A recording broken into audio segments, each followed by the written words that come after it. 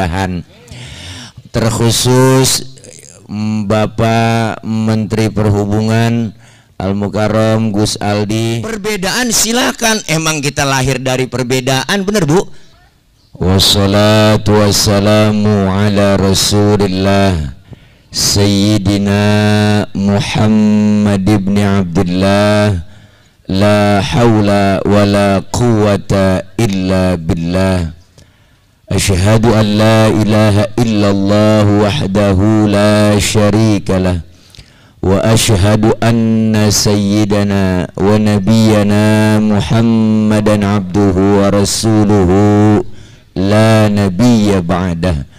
Allahumma fasalli wa sallim wa barik wa karim ala hadhan nabiyil karim sayyidina wa habibina wa syafi'ina wa maulana Muhammadin wa ala alihi wa sahbihi wa barik ajma'in. Amma ba'du.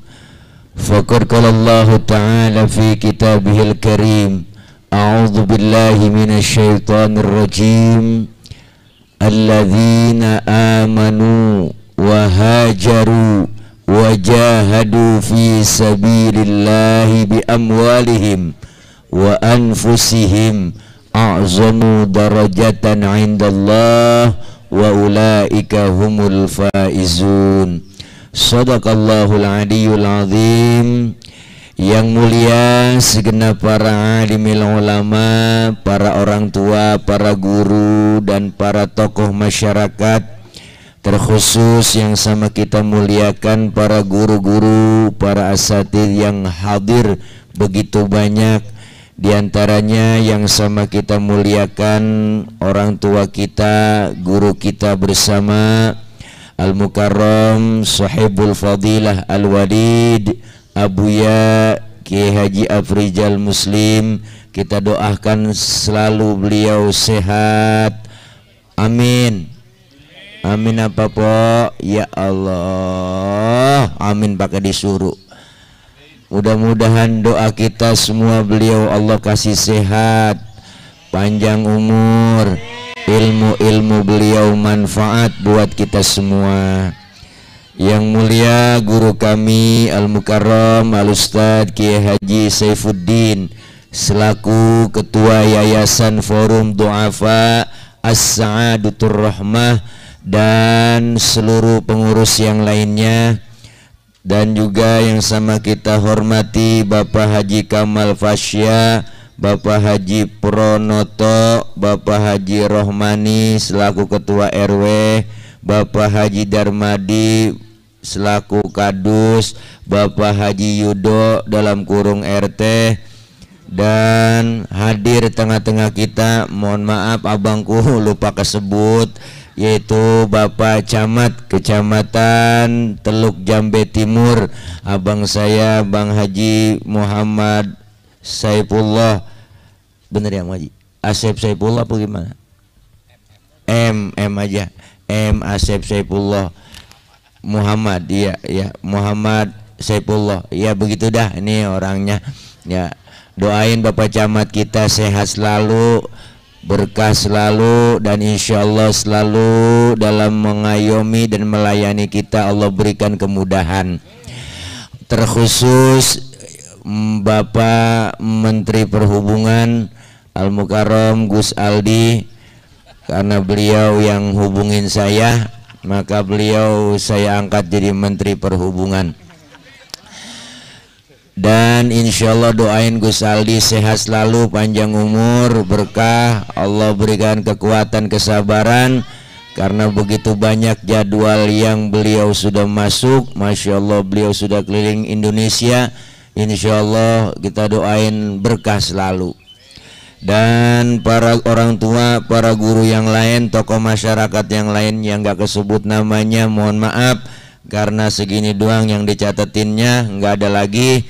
namun tidak ngurangin rasa hormat dan ta'zim saya. Para bapak, ibu, hadirin, hadirat, serta adik-adikku, anak-anak yatim yang insya Allah dengan kumpul dengan mereka kita semua mendapatkan naungan ridho dari Allah Subhanahu wa Ta'ala.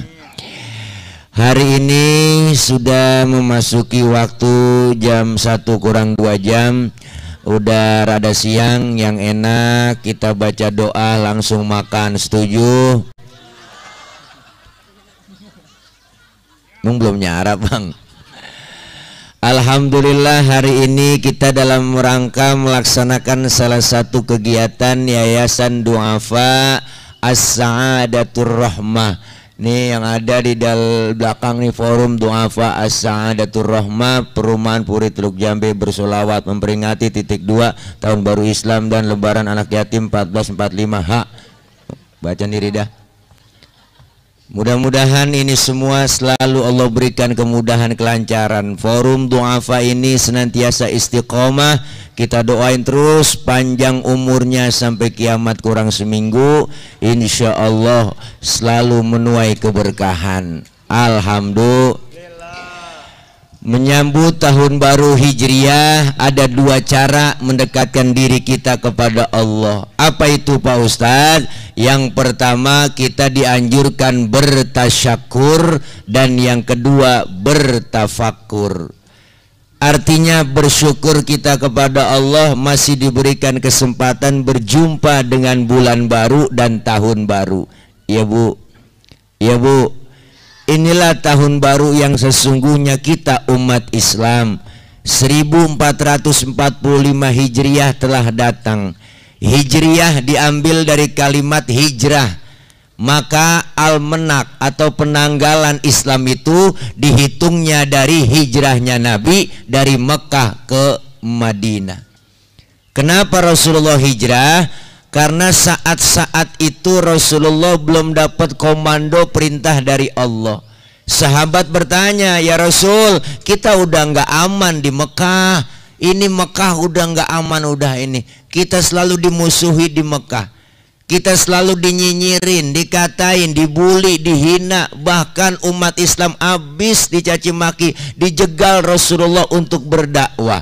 Sahabat bertanya, mendingan kita hijrah ya Rasul ke Madinah. Buruan ayo kita merad. Ngerti merad po? Buron, mantok, becir. Itu bahasa Mandarin. Kita pindah aja dari Mekah, udah nggak aman. Apa jawab Rasulullah? Sahabatku sekalian, sabar, belum ada perintah dari Allah. Maka setelah ada perintah dari Allah, Rasulullah melaksanakan hijrah, berpidato di hadapan para kaum muslimin. Apa kata Rasul? Wahai sahabatku sekalian, perintah hijrah telah datang. Kalian semua siap-siap, berangkatlah lebih dulu ke Madinah. Sahabat yang lain nanya, ya Rasul, Rasul berangkatnya kapan? Saya belakangan. Kok belakangan ya Rasul? Enakan juga bareng-bareng. Kalau bareng-bareng kagak iseng. Bener Bu? Apa jawab Rasulullah? Jangan bareng. Kalau bareng dengan aku, kalian gak bakal selamat. Karena apa? Target utama yang mau dibunuh saya, yang dicari saya. Kalau bareng terus kita nggak bakal aman, pasti dikejar-kejar terus. Biarin Mekah bahaya, saya tetap di Mekah menghadang bahaya. Kalian berangkat lebih dulu ke Madinah. Ini sosok pemimpin yang mementingkan kepentingan umat, bukan kepentingan pribadi. Paham? Tuh, begitu po. Jangan mentang-mentang dapat perintah hijrah, ya gua duluan ya berangkat. Enggak. Rasulullah luar biasa. Malam mau berangkat hijrah Bu, dikepung. Rumahnya dipagar betis sama Satpol PP. Satpol PP belum ada, Satpol PP Quraisy. Dikepung rumahnya. Di dalam rumah Rasul 3 orang. Ada Rasulullah, ada Sayyidina Ali, ada Sayyidina Abu Bakar. Apa kata Rasul? Ali, gantikan tempat tidurku. Tidurlah kau di kamarku. Kenapa? Karena yang diincar kamar Rasulullah bang. Target utama yang mau dibunuh Rasul. Apa kata Sayyidina Ali? Siap ya Rasul. Demi Allah, demi Rasulullah, saya rela mati. Nyawa taruhannya Sayyidina Ali. Itu anak muda yang soleh. Anak muda pinter? Enggak begitu bang. Jawabannya enggak begitu. Ali, gantiin tempat tidur gue ya. Ntar yang mau dibunuh elu. Lah jangan saya ya Rasul. Karena ada yang tuaan Abu Bakar. Yang tua aja dia. Tuh bocah pinter. Hehehe. Jawabannya tepat. Berangkat Rasulullah hijrah dari Mekah ke Madinah, keluar rumah Bu ditemani oleh Abu Bakar, dikejar-kejar, ketahuan sama kafir Quraisy, dipepet terus sampai kilometer 50. Nah, ke sono-sono ini belum ada. Oh, saking dikepepet Nabi langsung anu bang, Nabi sama Sayyidina Abu Bakar mampir di rest area. Wah, ada rest areanya namanya Gua Thur. Mau masuk ke gua, Sayyidina Abu Bakar ngomong, "Ya Rasul, jangan masuk dulu, saya duluan yang masuk." "Mau ngapain?" "Saya mau bersih-bersih dulu, takut ada binatang." "Entar Rasulullah ngapa-ngapa." Bener Ibu, Sayyidina Abu Bakar masuk duluan bang, bersih-bersih, sapu-sapu, coker-coker, korek-korek, lagi bersih-bersih, tangannya diantup kalajengking. Sakit, bengkak, mukanya pucat. Kalajengking Arab. Beda sama kalajengking Teluk Jambe. Lo Arab, apa sih yang gak gede? Hehehe. Sakit, bengkak, mukanya pucat. Sayyidina Abu Bakar enggak ngomong, diam beliau. Kan Nabi ngeliat, ditegur sama Rasul. "Ya Abu Bakar." "Iya ya Rasul." "La takhaf, jangan takut." "Enggak sih ya Rasul, saya enggak takut." "Wala tahzan, innallaha ma'ana." "Jangan kau sedih, Allah bersama kita." "Saya enggak sedih ya Rasul." "Enggak, saya enggak takut." "Tapi ngapa muka pucat begitu?" Roman-romannya ketakutan. "Ngapa sih? Galau, bete, gabut?" "Enggak ya Rasul, saya enggak galau." "Tapi muka pucat ngapa?" "Tangan ini." "Lah ngapa tangan?" "Diantup kalajengking." "Ngapa enggak ngomong? Komen dong." Dia komen. Like, share, and subscribe. Sini Rasul ambil tangan Sayyidina Abu Bakar, Ibu, dibacain bismillah sama Rasul, langsung diludahin. Detik itu juga bengkaknya kempes. Kenapa? Ludah Nabi. Coba pakai ludah kita. Wah, mikinan bengkak. Nih hebatnya luar biasa. Hijrahnya Nabi begitu sulit. Itu hijrah fisik. Perjalanan Mekah Madinah 450 km Ibu. Berangkat siang itu panasnya menembus kulit, membakar kulit, panas. Padang tandus, padang pasir, Masya Allah panasnya luar biasa kalau berangkat siang. Tuh kemarin jamaah haji kita bang, hampir 50 derajat panasnya wukuf di Padang Arafah. Saya pernah ngerasain di Makkah itu 45 derajat panasnya. Saking panasnya saya lagi pengen rokok, ngelupa bawa korek. Tuh rokok saya comot aja dari bungkusannya, saya colek di batu. Gue kirain nyala, patah. Gituin lah patah. Panasnya luar biasa. Berangkatnya malam Rasulullah luar biasa, dinginnya menembus tulang. 450 km. Zaman itu belum ada kereta cepat. Sampai sekarang belum jadi kereta cepatnya. Belum ada. Perjalanan yang luar biasa, hijrah fisik sampai di Madinah, disambut Rasulullah dengan kaum Ansor. Apa yang sambutannya luar biasa? Mereka menunggu kehadiran Rasulullah Shallallahu Alaihi Wasallam dengan dufub, dengan rebana. Beliau sambut Rasul. Mereka sambut dengan apa? Tala'al badru alaina min thaniyatil wada wajaba syukru alaina mada'a lillahi da. Girang gembira mereka menyambut, disambut dengan rebana, dengan hadroh. Makanya nih hadroh bang, hadroh bu, hadroh nih hadroh nih hadroh artinya menghadirkan. Siapa yang dihadirkan? Rasulullah. Ketika anak hadroh baca sholawat, bangun ketika mahadul qiyam, marhaban ya nural aini, marhaban jaddal husaini, Marhaban, marhaban. Rasulullah hadir di tengah-tengah kita. Yang megang bas tuh anak hadroh. Dia tabu kencang banget. Ciputa, ciledug, ciputa, ciledug, ciputa, ciledug, ciputa, ciledug. Ya Allah ibu. Makanya jangan macem-macem sama anak hadroh nih. Ibu punya anak perawan, didemenin anak hadroh, kasih. Bukan begitu guys? Oke guys? Gila. Pokoknya anak ibu aman terjaga. Ada yang nyolek dikit langsung digampar sama dia. Tuh sendiri kapalan semua tangannya kan. Melintir ukuran. Nih girang. Apa yang pertama dibangun di Madinah oleh Rasulullah? Bukan mall, bukan apartemen, bukan kereta cepat, bukan jalan tol, bukan rusunawa. Tapi yang beliau bangun pertama di Madinah adalah masjid. Kenapa masjid? Karena masjid simbol demokrasinya umat Islam. Bu, apaan? Tuh ya aja. Ya Allah, yang dibangun masjid duluan. Di masjid Rasulullah bukan hanya tempat sholat, ibadah, zikir, enggak. Tapi di masjid Rasulullah tempat beliau ngajar, tempat beliau mengatur strategi untuk menghadapi musuh, tempat beliau sharing, tukar pikiran, mudzakarah. Disitulah fungsinya daripada masjid, bukan hanya sekedar tempat ibadah. Maka di masjid boleh ngomongin politik. Nih saya ngomong nih, boleh, nggak ngapa-ngapa. Kecuali kalau kita kampanye di dalam masjid mendukung seseorang, itu yang nggak boleh. Tapi ngomongin politik boleh. Buat apa? Buat kesejahteraan umat. Kita kalau nggak berpolitik ngeri dipolitikin. Makanya di tahun politik hati-hati, jangan sampai salah pilih. Nih, perbedaan silakan. Emang kita lahir dari perbedaan, bener Bu? Kita lahir dari perbedaan, emak sama bapak kita beda, makanya wajar dan itu udah biasa perbedaan. Perbedaan jangan bikin kita pecah.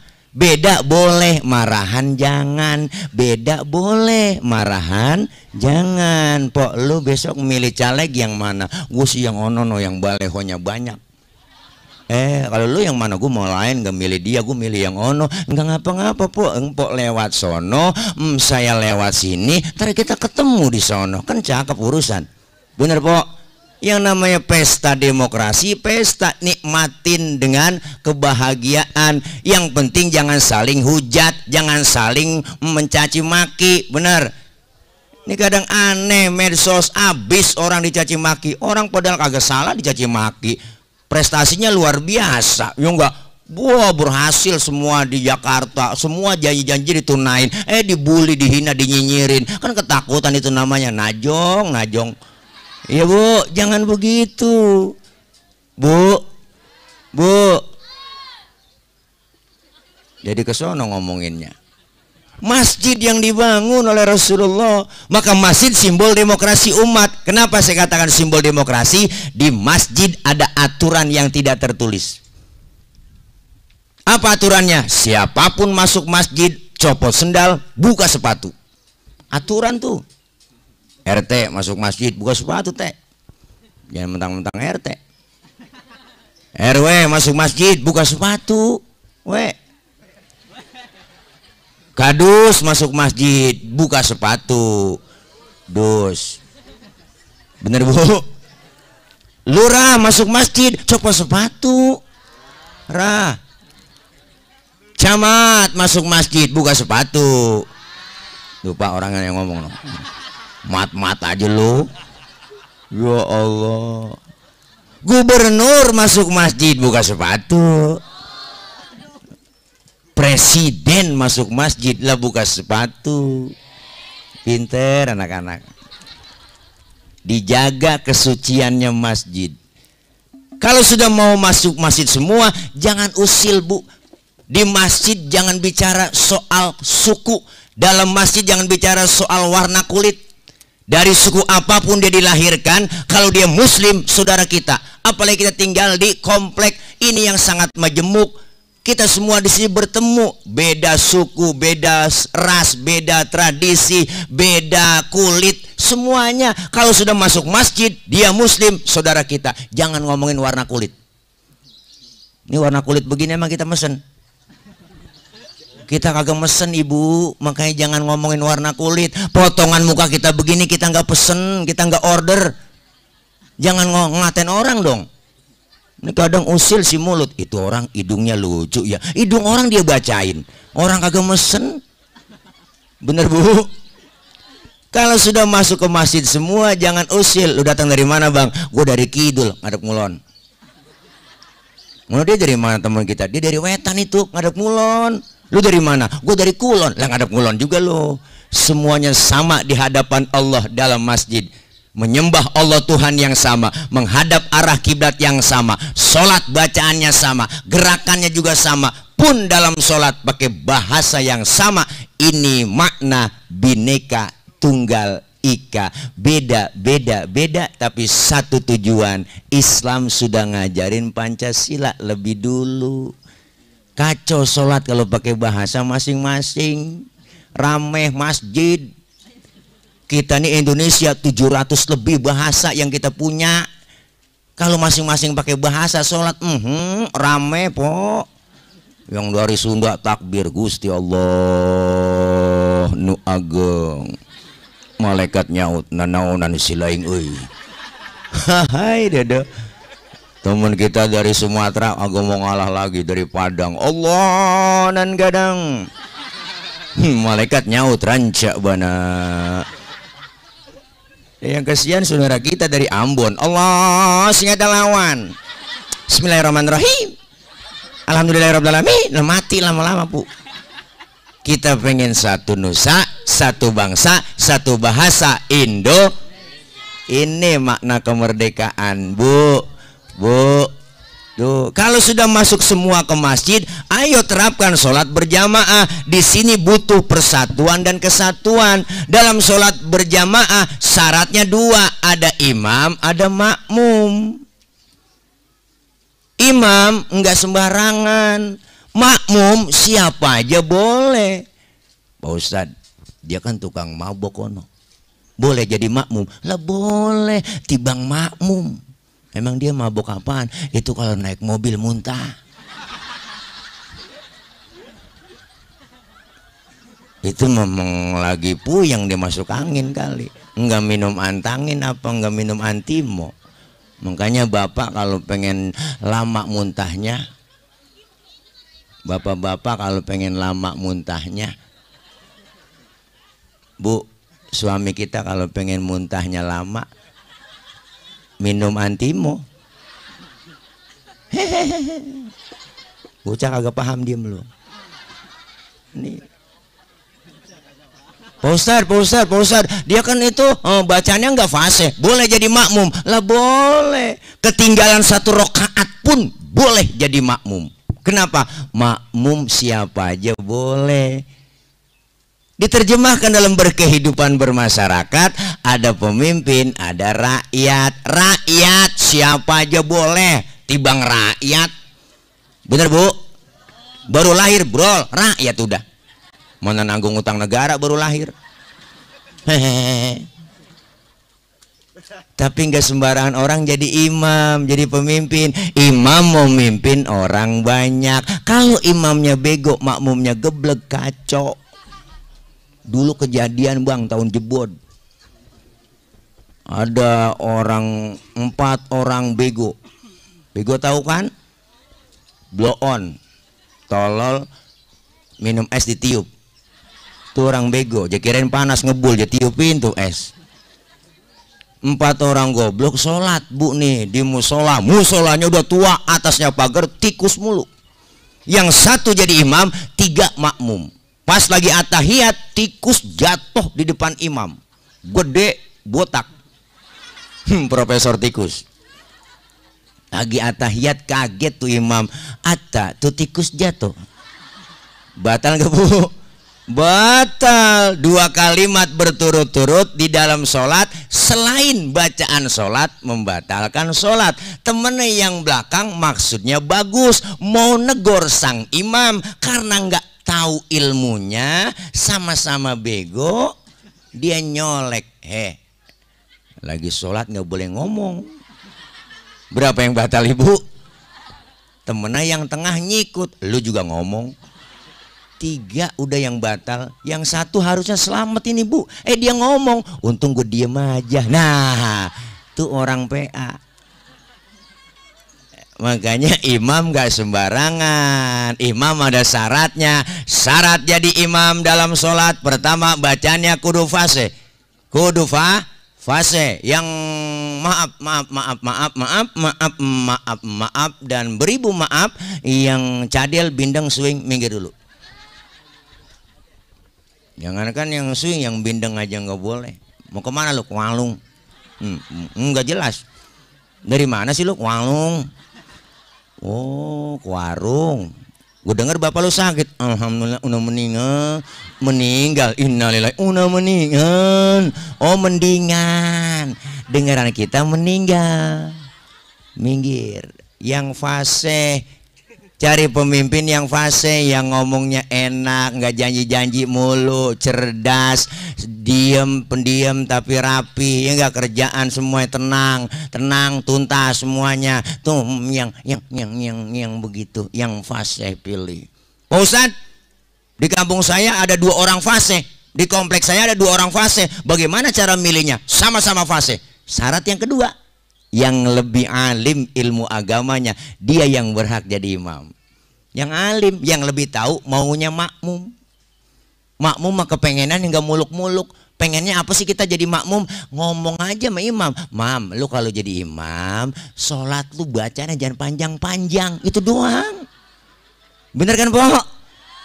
Ini mentang-mentang jadi imam, sholat maghrib habis baca Fatihah, baca surahnya tabarok, waqiah. Makmum di belakang ngikut sih ngikut, ibu bapak, cuman hatinya ngomong, besok gua kapok sembahyang melu. Bener bang? Lah sholat tarawih aja begitu, kita nyari yang cepet imamnya, nggak pakai usoli. Nenek nyungsep.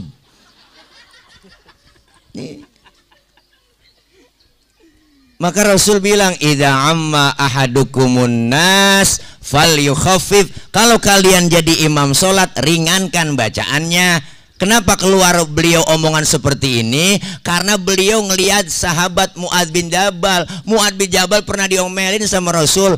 Sholat maghrib Mu'adz bin Jabal jadi imam, habis baca Fatihah, baca surahnya Al-Baqarah sampai selesai. Ditegur sama Rasul. Apa kata Rasul? Afatan anta ya Mu'adz, ente mau bikin fitnah dalam Islam? Jangan begitu. Kalau jadi imam ringankan bacaan. Kalau sendiri nggak ngapa-ngapa, sampai 2 surat 3 surat sampai 30 juz lu baca nggak apa-apa. Tapi lihat dong, kalau jadi supir ngelihat penumpang macam-macam. Ada anak orok, ada orang bunting, ada aki-aki dan nenek-nenek. Jangan ugal-ugalan, jangan lama buat jalan kayak kiong. Bener Bu? Iyalah, ketahuan di situ.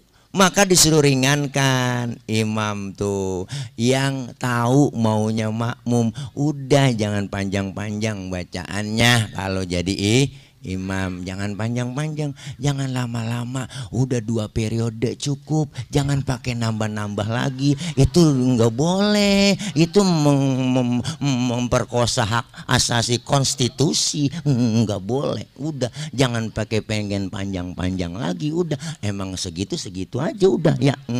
Romana serakah banget pengen panjang aja. Hehehe. Kan makmum jadi capek. Ya lama banget ya, dia lagi gantian dong ya. Bu Ustadz, sama-sama fase, alimnya sama. Bingung saya di kampung saya ini. Kalau alimnya sama, fasenya sama, syarat yang ketiga fikih apa? Yang lebih tua umurnya, dia yang berhak jadi imam. Yang tuaan. Waduh Pak Ustadz, saya lihat KTP-nya lahirnya bareng. Kemarin habis ulang tahun nih, bareng dia. Bareng, iya. Sama. Kalau umurnya sama juga. Syarat yang keempat apa? Yang lebih dulu tinggal di kampung itu siapa? Dia yang berhak jadi imam. Memang tinggal bareng Ustaz dari masih kecil. Dia kan CS kental ini, kemana aja berdua-duaan mulu dia. Habis syarat fikih. Syarat yang kelima, tambahan dari saya. Kalau semuanya sama, alimnya sama, fasenya sama, umurnya sama, tinggalnya bareng sama, itu syarat yang kelima dari saya. Saya tambahin, ini dari tas saya doang, saya tambahin yang istrinya lebih dari 1 yang berhak jadi imam. Itu tambahan doang dari saya, po. Kalau bininya 2-3 pulang ke sana dikuncin pintu, pulang ke sana dikuncin pintu, akhirnya dia tidur di masjid, di kolong beduk dia tidur.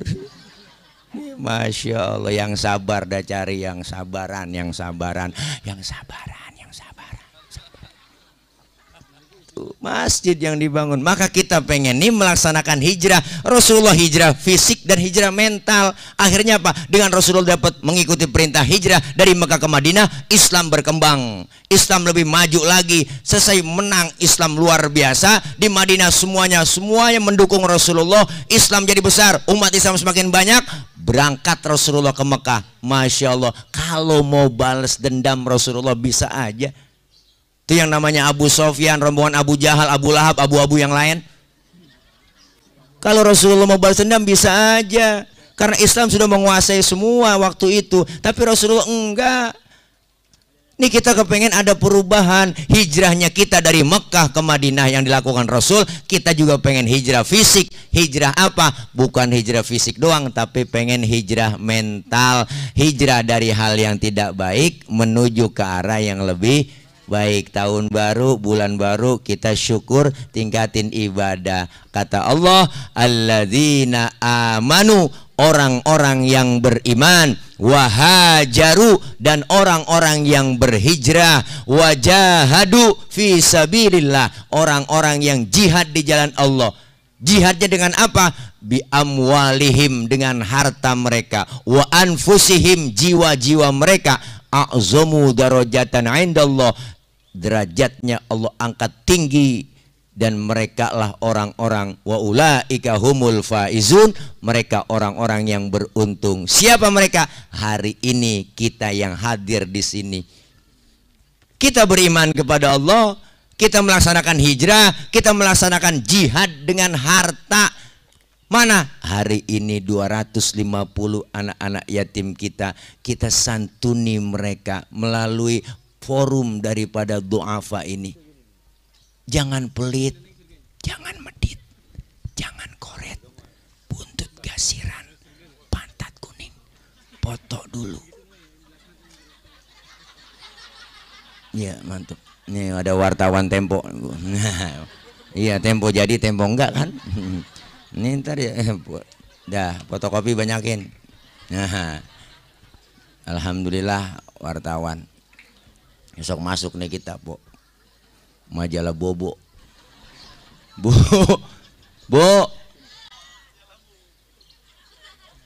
Kita pengen melaksanakan hijrah. Orang-orang yang beriman, yang berhijrah, berjihad di jalan Allah dengan harta. Hari ini 250 mereka anak-anak yatim kita, tanggung jawab kita. Maka makna dari ana wa kafilul yatim kahataini fil jannah. Rasulullah mengisyaratkan begini. Aku bersama orang-orang yang menanggung beban. Kafil itu artinya menanggung beban. Menanggung beban siapa? Anak-anak yatim. Seperti dua jari telunjuk dan jari tengah di dalam sorga bersamaku. Dekat begini, Bu. Enggak begini, begini, enggak begini. Enggak begini, enggak begini. Belum kampanye, enggak begini, tapi begini, dekat. Benar Ibu? Tuh. Maka hari ini mereka anak-anak yatim kita yang berkelebihan harta. Bukan hanya mereka makan enak di bulan Muharram, dikasih sembako, dikasih amplop, dikasih dalam rangka lebaran yatim, disenangi mereka. Tapi selanjutnya kudu ada follow up-nya. Apa yang mesti kita pikirkan? Beasiswa pendidikan anak-anak mereka, anak-anak yatim kita. Mereka ingin sama merasakan pendidikan seperti anak-anak yang lain. Doanya yatim langsung tokcer abang, sumpahnya yatim langsung kontan. Jeritan batin anak yatim hati-hati langsung menembus aras, didengar oleh Allah Subhanahu wa taala. Maka jangan macam-macam sama anak yatim. Nih saya, bapak saya udah nggak ada, Gus Aldi bapaknya udah nggak ada, yatim saya berdua. Jangan macam-macam sama saya berdua ini. Ntar disantunin sama guru, bukan diusap, dijeguk kepala saya. Tua-tua lu minta begitu lagi, Bu. Ini anak-anak yatim kita. Maka kita berkelebihan harta, bantu dengan harta. Jangan pelit, medit, koret, bujut gasiran, pantat kuning, bol nontot. Orang kalau udah pantat kuning, bol nontot udah parah itu bang. Nyeduh kopi, ampasnya dijemur lagi, itu saking pelitnya tuh makhluk. Makan launya ikan, habis palanya aja kerepuk semua. Kucing melongo nungguin pala. Apalagi ibu-ibu sekarang memasak aja pakai presto, udah tulang habis di presto. Lah kucing kehabisan tulang, makanya pada kurus kucing. Jangan pelit. Orang kalau udah pelit, medit, koret, jangankan buat orang lain, buat diri sendiri pelit. Punya duit 10.000, perutnya lapar, mikir-mikir itu. Kalau gue beli nasi goreng habis nih duit gue, jangan antar habis duit gue ini, ceban habis nih. Bener sih duitnya utuh, cuma tidur ucus pada ngambang, rasain makan pencarian lo. Pelit. Kita tuh hidup enak berbagi, bener ibu. Harta yang kita punya sebagian milik mereka, anak-anak yatim kita, kaum duafa, kaum fakir miskin. Disebut kaya, ada yang miskin. Nggak mungkin orang disebut kaya kalau nggak ada yang miskin. Kan udah dibilangin sama Kong Haji Roma Irama dalam lirik lagunya, memang sudah diatur dalam hidup ini semua berbeda tuh. Ada yang miskin, ada yang sedang, dan juga ada orang kaya, agar satu sama lain bisa saling memerlukan, agar roda kehidupan bisa berputar, berjalan, berputar. Las, porsa. Bu, iya diatur semuanya. Disebut kaya ada yang miskin, disebut atasan ada bawahan.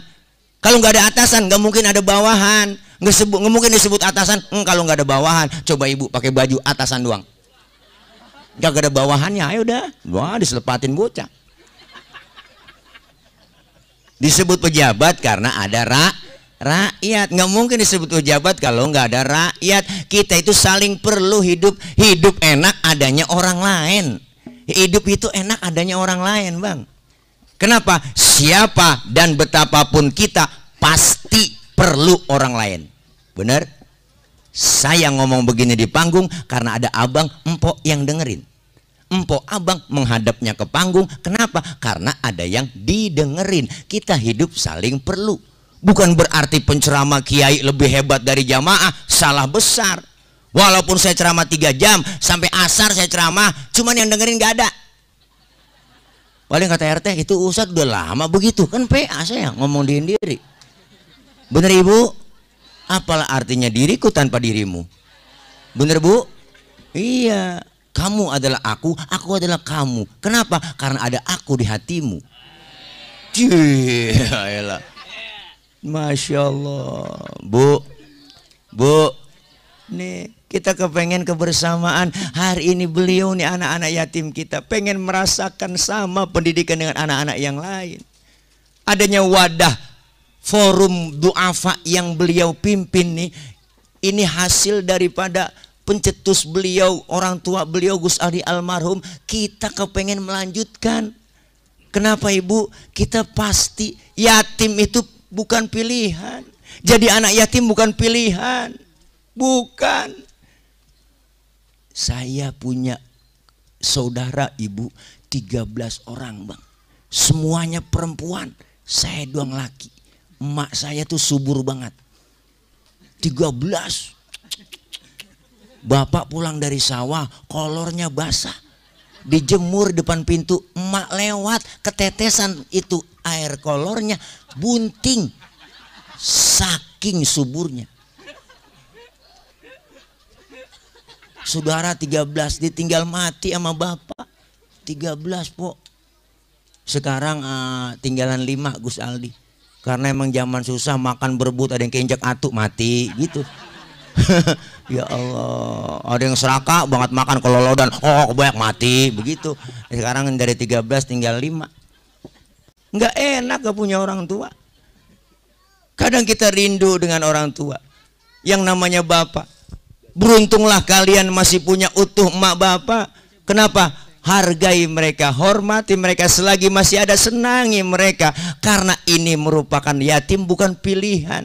Anak-anak kita yang kita santuni ini, anggaplah mereka anak kita. Sama ingin merasakan pendidikan yang lain, maka perlu dipikirkan biaya pendidikan buat anak-anak kita. Kedepannya tantangan berat. Apalagi kita saja ibu, bapak ya masih ya sebagai anak masih punya orang tua lengkap, emak bapaknya. susah kewalahan mendidiknya, apalagi mereka yang nggak punya orang tua yang disebut bapak. Tapi itulah hebatnya Allah Subhanahu wa taala. Jelas bahwa di mana-mana rata-rata yang mati duluan bapak-bapak. Bener ini mak. Kebanyakan begitu. Kalau bapak mati duluan, anaknya banyak, rapih diurusin emak-emak.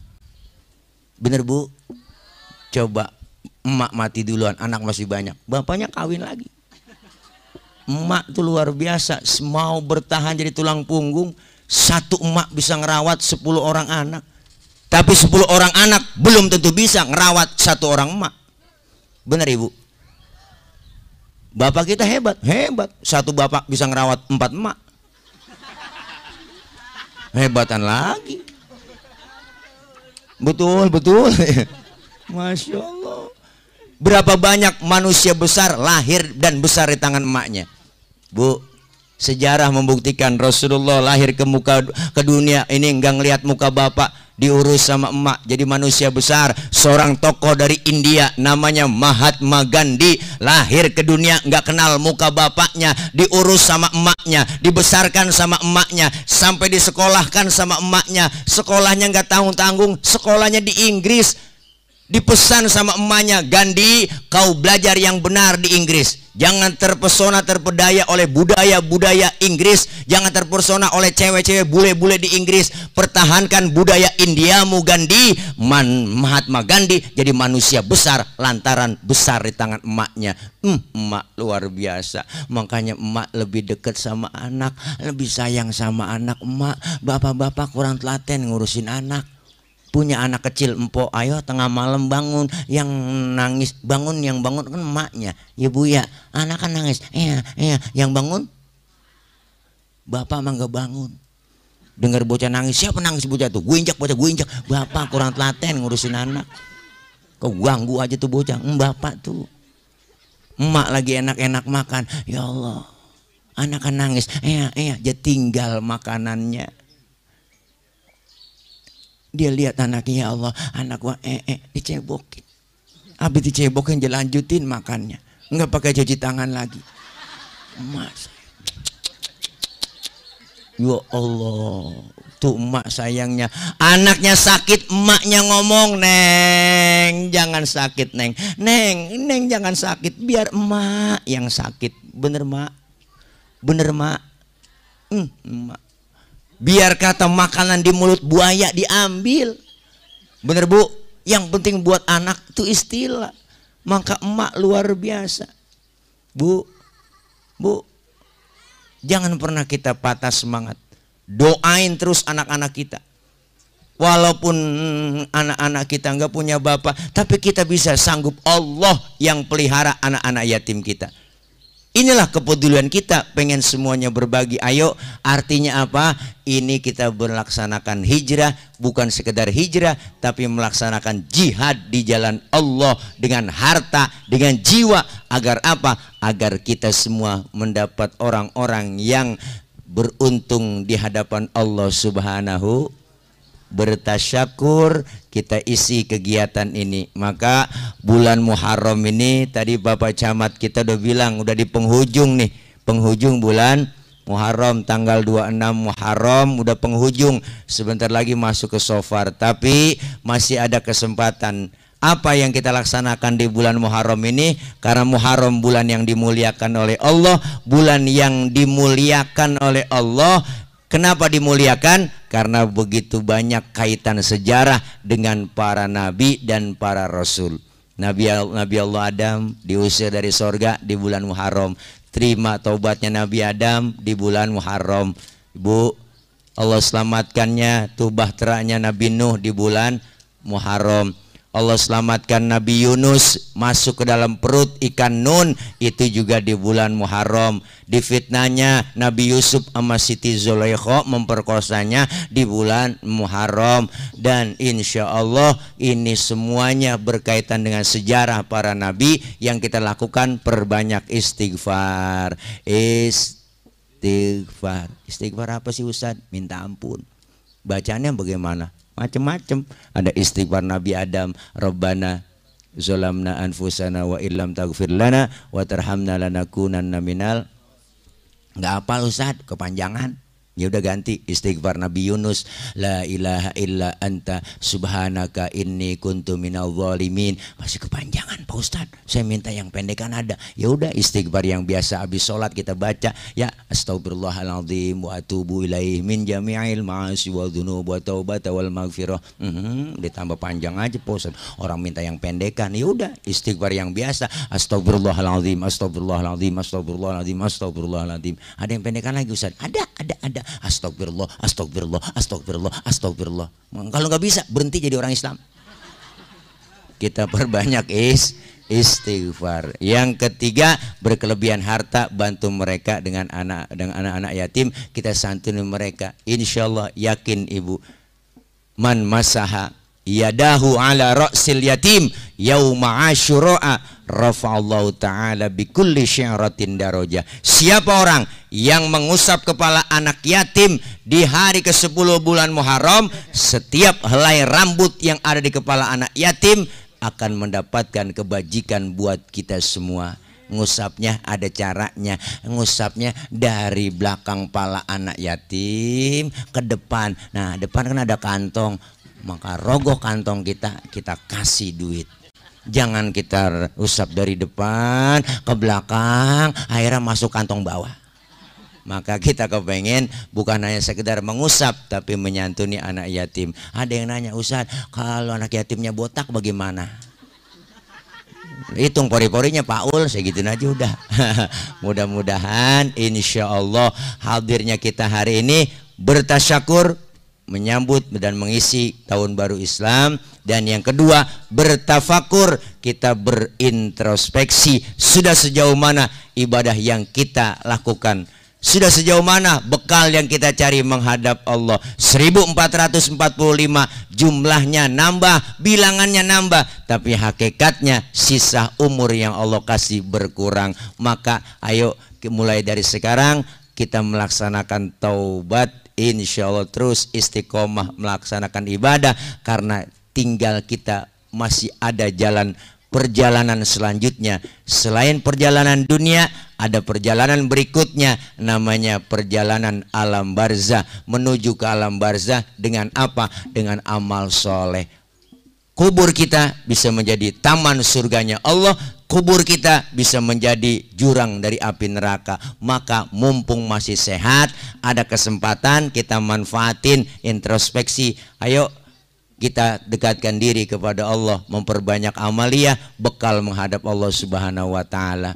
Usia makin berkurang, dosa makin bertambah. Ya kan Bu, ada lagunya Bu ya. Akhirat engkau lupakan, tak pernah menyembah Allah. Sungguh kau manusia yang rugi. Ya Allah, lagu gitu Gus ya. Gus suaranya enak. Saya juga dulu juara kori sebenarnya, tingkat RT. Bener nggak sombong saya. Waktu itu pesertanya 5 orang, yang 4 nggak datang, sakit Bu. Tuh udah begitu RT-nya engkong saya waktu itu. Wah udah menang segala-galanya, udah juara 1, juara harapan. Wah banyak banget dapat piala. Maka dari itu ayo sama-sama ibu bapak, ini bulan baru, ini tahun baru, ayo kesempatan kita mumpung diberikan oleh Allah sehat walafiat, karena kematian datang sama kita secara dadakan. Yang dekat dengan kita adalah kematian. Napas kita keluar, enggak masuk lagi, habis udah segitu doang. Maka orang tua dulu pernah ngomong, lu jangan sombong jadi manusia. Kita semua manusia umurnya enggak banyak, cuman 7. Kok 7 Kong? Iya, kalau enggak Senin, Selasa. Kalau enggak Selasa, Rebo. Kalau nggak Rebo, Kemis. Bener juga aki-aki ngomong, umur cuma 7 kata dia. Maka kita jangan sombong. Manusia nggak ada yang jago adalah ayam. Manusia nggak ada yang super adalah mie. Jadi maka jangan sok jago, jangan sok super ya Bu. Mudah-mudahan kita semua meninggal dalam keadaan husnul khotimah, membawa amaliyah ibadah. Insya Allah kita ditempatkan surganya Allah Subhanahu wa ta'ala. Orang yang sukses adalah orang yang ketika wafat husnul khotimah. Itulah kesuksesan yang kita raih. Alhamdulillah. Dah jam lapar dah Gus. Ya, ya belum makan. Ya lapar belum nyarap saya Bu. Doain biar gemuk. Biar gemuk, biar sehat ya Allah. Kalau gemuk bukan atile jadi tolek Gus sebenarnya. Ibu bapak, ayo anak-anakku yatim. Ya Allah, saya yakin doa anak yatim langsung menembus aras. Alhamdulillah.